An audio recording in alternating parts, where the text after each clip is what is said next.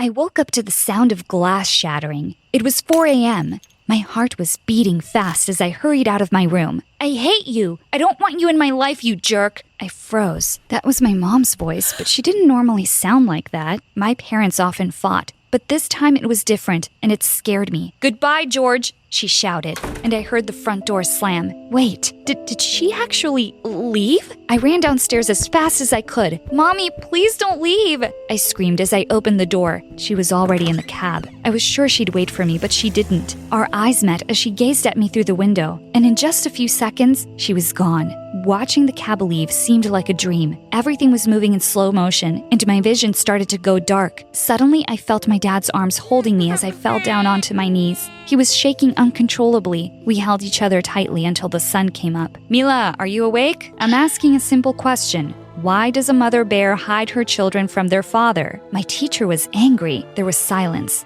I didn't want to answer. "I don't know, ask someone else," I shouted. The whole class stared at me in shock. I stormed out and slammed the door behind me. I knew I was getting detention, but that was the least of my worries. I was seeing the flashbacks. The memory of the last day I'd seen Linda began haunting me once again. I blamed Jason for it, my boyfriend who's always pushing me to talk about my feelings. He kept nagging me to tell him what had happened until I had enough of it. To be honest, I couldn't reveal to him that my own mother had left me 10 years ago without so much as a goodbye or an explanation. So I lied and told him she had passed away from a disease. Jason seemed to pity me, but his sorrow meant nothing. Even if I told him the truth, he wouldn't realize how I really felt, abandoned. I waited outside for my driver, Andrew, to come pick me up. Andrew was like a father to me. He always listened to my problems. Sometimes it felt like we had a better relationship than the one I had with my dad. As soon as I got into the car, Andrew informed me that my father wanted to have a talk with me. It seemed strange as my dad never asked to have a talk, not even when I did terrible things at school. When I walked into the living room, my father looked devastated.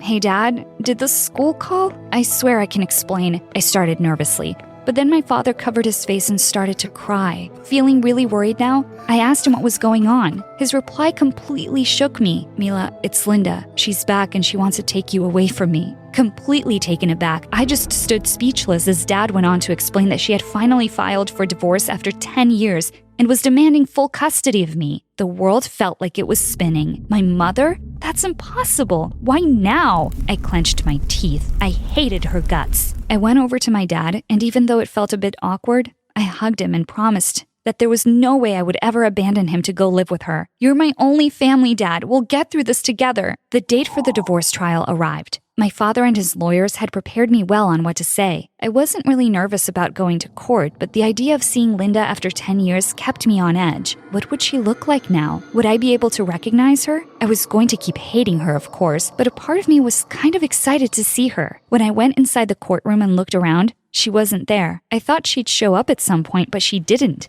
It was just the lawyers. I couldn't believe that she'd be this heartless. After 10 years, she didn't even make the effort to show up in court. As the trial went on, things just got worse. Linda's lawyer claimed that my dad was an unfit parent who kept my mother away from me by force. They also claimed that my father was involved in some serious illegal activity and should be in jail. On top of that, they made it very clear that they had evidence to prove it. After the court session, I was shocked when my father pulled me aside and admitted that he had stolen money from his company. It was a long time ago, but it could still send him to jail. He went on to say that he only started doing those things because Linda had left him. Life had been so cruel to him, and he had temporarily stopped caring about right and wrong. "I'm not proud of it, but it was your mother's fault," he said, looking ashamed and avoiding making eye contact with me.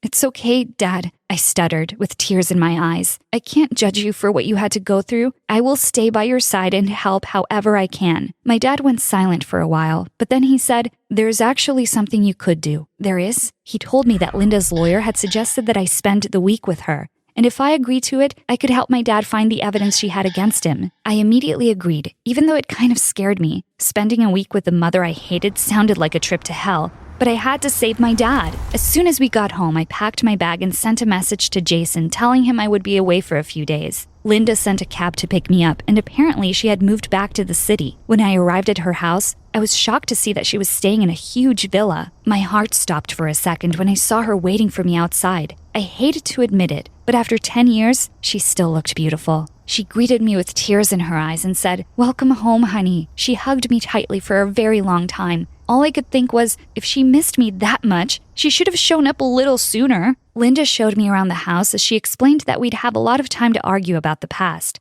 For now, she just wanted us to relax and get to know each other. I mean, sure, let's just skip over the fact that you were gone for 10 years and act like a normal mother and daughter, I thought, but didn't bother to argue. I was here on a mission, to get rid of her for good. The next few days were a bit of a nightmare. I wanted a little time by myself to snoop around the place, but my mom was stuck to me like a magnet on a fridge. Every time I thought I had a chance to look through a drawer or closet, there she was with a tray of freshly baked cookies, asking me to come try one while they were still hot, or asking me to go on a walk with her, as it was such a lovely day. It was always one thing or another. The only option I was left with was to try looking for the documents at night when she was asleep. On my third night at her house, I crept out of my room and looked down the corridor. The room and her light was off. Good. I quietly went down the stairs and headed straight to the library. I was really hoping I'd find a folder or something there. As soon as I turned the doorknob, oh my God, make that terrible screeching stop! I just stood there completely in shock as alarms blared all around me. In a matter of seconds, my mom had come running down and switched all the lights on. She had a baseball bat in her hand, and she looked pretty scary. "Mila, oh thank God, I thought it was a break-in," she said as she lowered the bat. I stammered, trying to think of something quickly. I couldn't sleep. I thought I'd just come downstairs and grab a book to read. "Don't do that again, Mila. It would be better if you didn't leave your room at all at night," she said in a quiet voice. I just nodded and headed off to bed without saying another word. Okay, that was really creepy. Other than the fact that I was completely failing at my mission, I eventually found myself having a good time with her. I didn't want to like her, but I couldn't help myself. She was charming and funny. It would have been nice growing up with her around. The thought made me really angry too, and gave me the urge to confront her, but it wasn't the right time. My father was my priority, and I had to stick to the mission. On the last day of my stay, I was very nervous. My time here was about to end, and I still hadn't found the evidence. "Mila?" I jumped as Linda shouted from upstairs. "Can you get me some shampoo? I'm in the shower." I went into her room and handed her the bottle from behind the door. But as I was heading out, I noticed something that looked like a folder peeking out of the drawer near her bed. My eyes widened as I opened it. These were the documents I'd been looking for all week. I grabbed the folder and hurried outside with my packed bag. Andrew came to pick me up in seconds, and he started asking questions, but I refused to tell him why I was upset. I stared at the house with tears in my eyes as he drove off. I would have had a nice life, if only it were real. When I arrived home, my father greeted me with the joy of victory. "You're my little hero," he said as he looked through the documents I gave him. After my return, the court arrangements stopped abruptly. Linda knew that I'd taken the evidence, and she had nothing to go to court with. Now that my father was safe and my manipulative mother was no longer an issue, I thought things would be different between my dad and I. But I was wrong. The truth was, I couldn't blame him. How could he love me when I reminded him so much of her? After a few days, I was unpacking the bag I had with me at Linda's when I noticed an envelope inside. I opened it with shaking hands as I read my mother's words.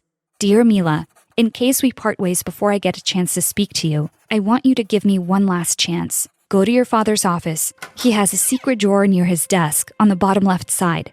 That's where he hides all of his secrets. You must remember, there are two sides to every story. Love, Mom." My heart started racing. How did she slip the note inside my bag? Suddenly, I heard loud knocking at the front door. Oh God, it was her. "Open the door right now." You scared the hell out of me," I shouted at Jason as he walked in, looking a bit angry. "I scared you? You're the one who disappeared for 2 weeks. What is going on with you?" I handed him the note and confessed that my mother was alive. His jaw dropped. I promised I would explain everything, but first I needed his help in finding my dad's secret drawer while he was still out. We both went to my father's office. We looked around for the secret place for a long time before we found it. What we found was shocking. Hundreds of old envelopes with my name on them. The envelopes seemed as if they belonged to a fake magazine subscription. As soon as I opened one, I found that they were secret letters from my mother. Quickly, I took everything out of the drawer and we ran to my room. I quickly told Jason everything about my past and what had been going on lately. As I started reading the notes, I couldn't stop. There was so much information to process. I started to understand a lot of things. How my mother was kicked out of the house, how my dad forbade her from ever contacting me, and how he even threatened her and demanded that she move to another state. She had left him after she found out that he was embezzling money. She wanted me to go with her, but my father was a very powerful man, and he knew dangerous people. She couldn't do anything about it. Just then, I heard a loud knock on my door. It was my dad. Quickly, I slid all the notes under my bed and pretended to kiss Jason. I needed to hide what I was actually doing. My dad opened the door and said angrily, "What is this?" I moved away from Jason and saw to my horror that my father had a letter in his hand. We must have dropped one by accident. My father smiled, and I felt a shiver down my spine. "You stupid girl. You just opened the gates of hell. Don't talk to her like that," Jason warned him. My father started laughing like a lunatic. "At least I can tell you now how much I hate you. You're just a copy of your terrible mother. I guess it's time that you know that the only reason I've kept you around was to make her suffer." I stood still as a statue as I tried to process what was happening. I remembered the way he was crying when Mom left. That was all an act? Jason grabbed my hand and said, "Mila, grab your stuff. We're leaving." I gathered my things quickly. I wasn't going to live with this monster anymore. I didn't even know who he was. "You can't leave," he laughed. "You're still in my custody. I'll have the police bring you back soon." He stood in the doorway with his arms crossed, blocking our way. "It's too bad that you think the police will return her to a monster like you," Jason said, shoving him aside as we stormed out. Jason's car was outside.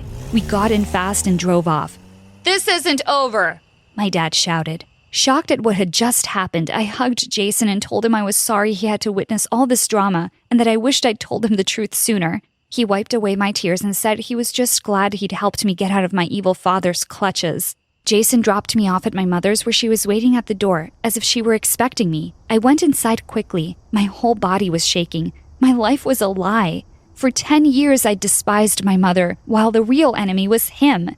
"He's gonna come for me, Mom," I said, shivering. "I know him. He won't let it go. He's gonna hurt us both, Mom." I was scared to death. "I won't let him, honey. I've been preparing for this." She held my hand tightly. Life with him was a nightmare from the start. Not only was he cheating on me, I found out that he was a criminal and a very dangerous man. I started to secretly gather evidence against him, but when he found out, I had to leave. I always wanted to come back to you, but he always had people looking for me to find the proof I had and destroy it. I was always on the run. "I'm so sorry, Mom. I had no idea you—" Before I could finish my sentence, the house alarm went off. "He's here," my mom said calmly. I hurried to call the police, but it was too late. My dad had already broken in with 2 of his men. "Oh, Linda, it's such a pleasure to finally see you after all these years. Boys, why don't we give her a nice welcome gesture, eh?" The 2 men grabbed my mother by the arms. "I'm not scared of you if that's what you think," my mom said, daring him. My dad came closer to her, smiling. He placed his hand gently around her neck and said, "You know what I'm capable of, Linda. Don't test me." "What if I do?" she said with a smile. My mother was acting insane. "I will finish you," my father said, not smiling this time, as he started to tighten his hand around her neck. "Father, no!" I cried while trying to get him off of her, but he was too strong. All of a sudden, everything went completely dark, and I felt my body hit the floor. I saw Andrew coming in before I lost consciousness. "Hey, honey, are you okay?" my mom said with her soft voice. "She's alive, but how?" I looked around, and the police officers were all over the place. My father and his men were nowhere to be seen, and one of the investigators was speaking with Andrew. "What is Andrew doing here?" I asked. "Did you really think I would leave you without making sure someone was watching over you?" Mom said. Andrew looked over at us. "Glad to see you 2 back together," he said with a wink. I was speechless. The only thing I could do was hug my mom and cry. I was so glad she was okay. Andrew came along and joined us. I couldn't thank him enough for what he did for me. As for my father, he was going to be behind bars for a good long time. If he were to come back for revenge one day, my mom and I were strong enough to face him. He didn't scare me anymore, but I do know him well. He said this wasn't over, and he's a man of his word.